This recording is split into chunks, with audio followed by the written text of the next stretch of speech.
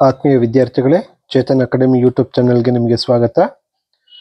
ಈ ವಿಡಿಯೋದಲ್ಲಿ ನಾನು ಅಡ್ಮಿಷನ್ ಆಫ್ ಎ ಪಾರ್ಟ್ನರ್ ಈ ಚಾಪ್ಟರ್ಗೆ ಸಂಬಂಧಪಟ್ಟಂತೆ 6 ಅಂಕದ ಪ್ರಶ್ನೆಯಾದ ನ್ಯೂ ಪ್ರಾಫಿಟ್ ಶೇರಿಂಗ್ ರೇಷಿಯೋ ಈ ಒಂದು ಕಾನ್ಸೆಪ್ಟಲ್ಲಿ ಕೇಸ್ 2ಗೆ ಸಂಬಂಧಪಟ್ಟಂತೆ ಪ್ರಾಬ್ಲಮ್ ಯಾವ ರೀತಿ ಮಾಡೋದು ಅಂತ ಹೇಳ್ಕೊಡ್ತೀನಿ.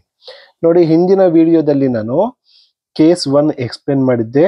ನೀವು ವಿಡಿಯೋ ಮಿಸ್ ಮಾಡಿದ್ರೆ ಹಿಂದಿನ ವಿಡಿಯೋಗೆ ಹೋಗಿ ಕೇಸ್ 1 ನೋಡಿಕೊಂಡು ಆಮೇಲೆ ಕೇಸ್ 2 ನೋಡಿ. ಇಲ್ಲಿ ಕೇಸ್ 2 ಏನಂದ್ರೆ, when old partner surrender share towards new partner ಅಂತ ಕೊಡ್ತಾರೆ. ಪ್ರಾಬ್ಲಮ್ ಅಲ್ಲೇ ಕೊಟ್ಟಿರ್ತಾರೆ, ಹಳೆಯ ಪಾರ್ಟ್ನರ್ ಹೊಸ ಪಾರ್ಟ್ನರ್ಗೆ ಇಷ್ಟು ಪ್ರಮಾಣದಲ್ಲಿ ತನ್ನ ಪ್ರಾಫಿಟ್ ಅನ್ನ ಶೇರ್ ಮಾಡ್ತಾ ಇದ್ದಾರೆ ಅಂತ. ಆ ರೀತಿ ಪ್ರಾಬ್ಲಮ್ ಕೊಟ್ಟಾಗ ನಾವು ಈ ಕೇಸ್ನ ರೀತಿ new profit sharing ratio calculate ಮಾಡ್ತೀವಿ. ಬನ್ನಿ ನೋಡೋಣ ಕೇಸ್ 2 ಯಾವ ರೀತಿ ಸಾಲ್ವ್ ಮಾಡೋದು ಅಂತ. ನೋಡಿ, ಕೇಸ್ 2 ಏನ್ ಹೇಳುತ್ತೆ, when old partner surrender share towards new partner. ಈ ಒಂದು ಸನ್ನಿವೇಶದಲ್ಲಿ new profit sharing ratio calculate ಮಾಡಬೇಕಾದ್ರೆ ನಾವು 2 ಸ್ಟೆಪ್ ಅನ್ನ ಫಾಲೋ ಮಾಡ್ತೀವಿ. ಮೊದಲನೇ ಸ್ಟೆಪ್ ಅಲ್ಲಿ ನಾವೇನ್ ಕ್ಯಾಲ್ಕುಲೇಟ್ ಮಾಡ್ತೀವಿ ಅಂದ್ರೆ ಸ್ಯಾಕ್ರಿಫೈಸ್ ರೇಷಿಯೋ ಕ್ಯಾಲ್ಕುಲೇಟ್ ಮಾಡ್ತೀವಿ. ಸೊ ಹಿಂದಿನ ವಿಡಿಯೋಗಳಲ್ಲಿ ಸ್ಯಾಕ್ರಿಫೈಸ್ ರೇಷಿಯೋ ಇದೇ ಕೇಸ್ಗೆ ಸಂಬಂಧಪಟ್ಟಂತೆ ನಿಮಗೆ ಹೇಳಿದ್ದೆ. ಸ್ಯಾಕ್ರಿಫೈಸ್ ರೇಷಿಯೋ ಯಾವ ರೀತಿ ಕ್ಯಾಲ್ಕುಲೇಟ್ ಮಾಡೋದು ಅಂದ್ರೆ ಅದಕ್ಕೆ ಒಂದು ಫಾರ್ಮುಲಾ ಇದೆ, sacrifice ratio is equal to old ratio into share surrender ಅಂತ. ಎರಡನೇ ಸ್ಟೆಪ್ ಅಲ್ಲಿ ನಾವೇನ್ ಮಾಡ್ತೀವಿ, new profit sharing ratio calculate ಮಾಡ್ತೀವಿ.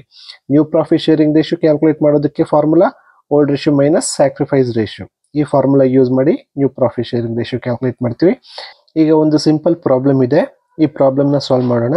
ಇಲ್ಲಿ ಪ್ರಾಬ್ಲಮ್ ಹೇಗಿದೆ, Radha and Rukmini R partners in a firm sharing profits in 3:2 ratio. They admitted Gopi as a new partner. Radha surrendered 1/3 of her share in favor of Gopi and Rukmini surrendered 1/4 of her share in favor of Gopi. Calculate new profit sharing ratio.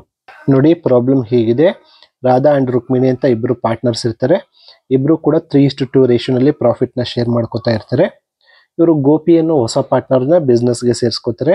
Radha 1/3 of her share ಅಂದ್ರೆ 1/3 ಭಾಗದಷ್ಟು ಅವರ profit ಅನ್ನ ಗೋಪಿಗೆ ಬಿಟ್ಕೊಡ್ತಾರೆ.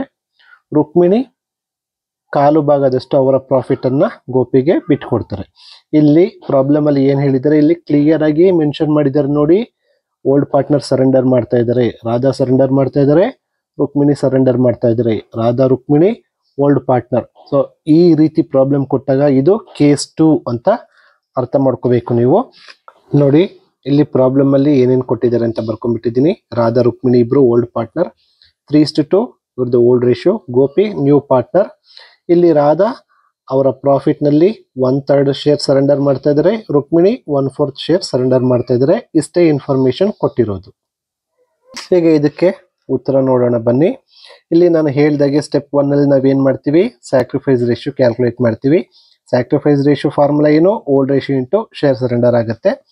ಈಗ ಮೊದಲನೇ old partner ರಾಧಾದು sacrifice ratio calculate ಮಾಡೋಣ. ನೋಡಿ, ರಾಧಾದು old ratio ಎಷ್ಟು, 3/5 ಅಂದ್ರೆ ರಾಧಾ 3 ಭಾಗ, ರುಕ್ಮಿಣಿ 2 ಭಾಗ, ಒಟ್ಟು ಸೇರಿ 5 ಭಾಗ ಅಂದ್ರೆ 3/5 ರಾಧಾದು ಓಲ್ಡ್ ರೇಷಿಯೋ ಇಂಟು ರಾಧಾ ಎಷ್ಟು ಶೇರ್ ಅನ್ನ ಸರೆಂಡರ್ ಮಾಡ್ತಾ ಇದ್ದಾರೆ, ನೋಡಿ 1/3 ಶೇರ್ ಅನ್ನ ಸರೆಂಡರ್ ಮಾಡ್ತಾ ಇದ್ದಾರೆ. ಸೊ ಇಲ್ಲಿ 1/3 ಬರೀರಿ.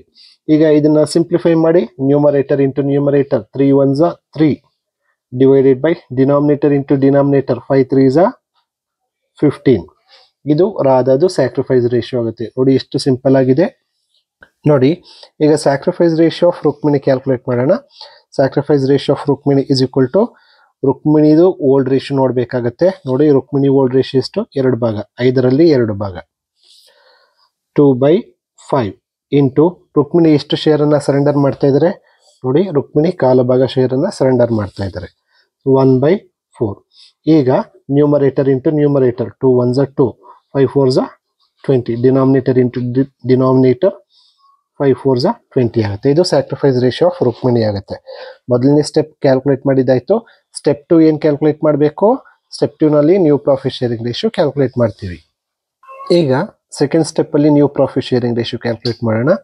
ಫಾರ್ಮುಲಾ ಏನು, new profit sharing ratio old ratio minus sacrifice ratio ಆಗುತ್ತೆ. ಈಗ new profit sharing ratio of Radha calculate ಮಾಡೋಣ.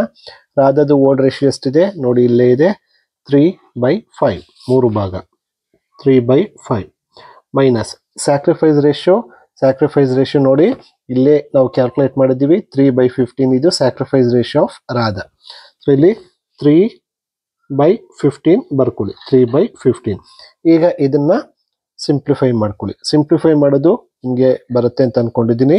ನೋಡಿ ತುಂಬಾ ಸಿಂಪಲ್. ಡಿನಾಮಿನೇಟರ್ ಇಂಟು ಡಿನಾಮಿನೇಟರ್ ಮಾಡಿ. 5 × 15 75 ಆಗುತ್ತೆ. ಡಿನಾಮಿನೇಟರ್ 75 ಬರ್ಕೊಳ್ಳಿ.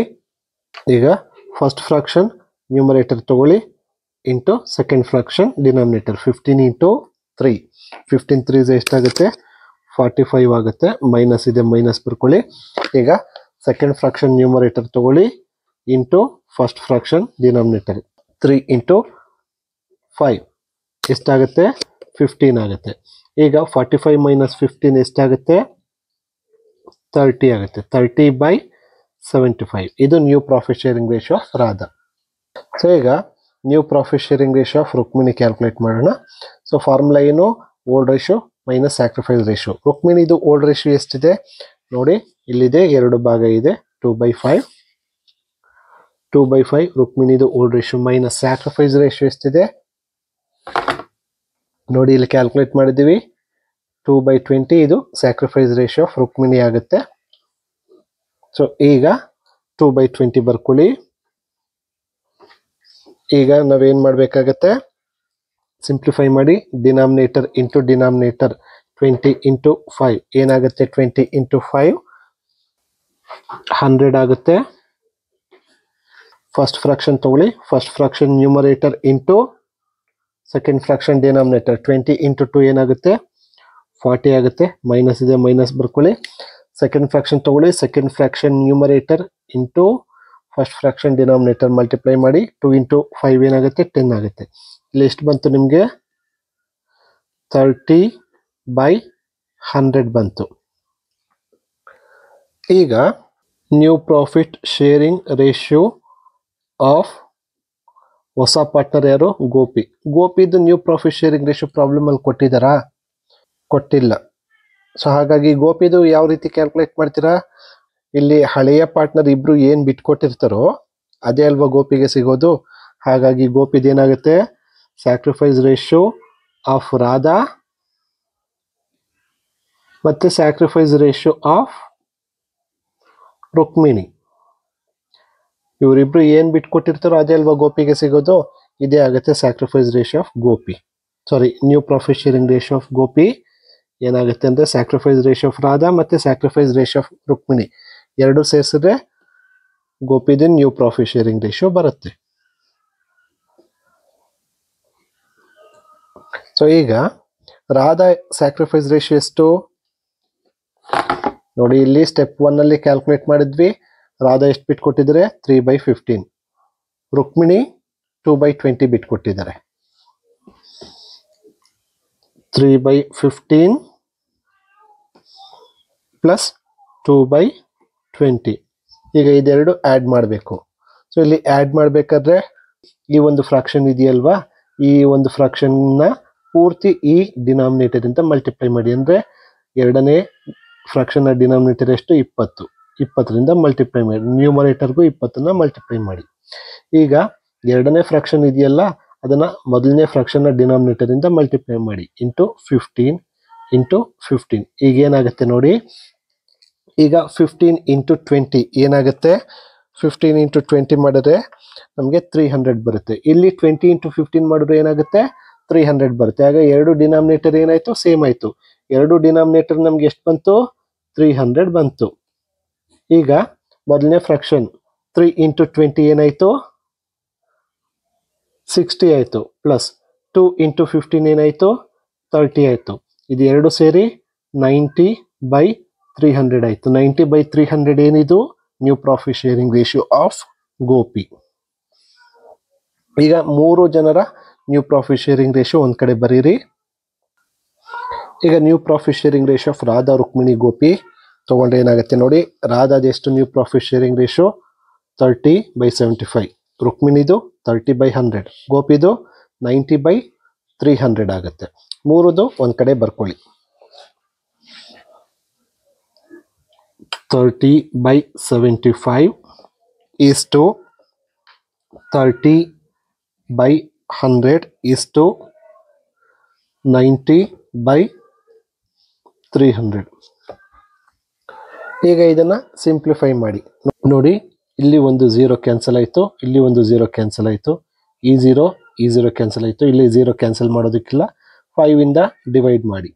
ಸೊ 5 6 30, 5 15 75 ಆಯ್ತಾ.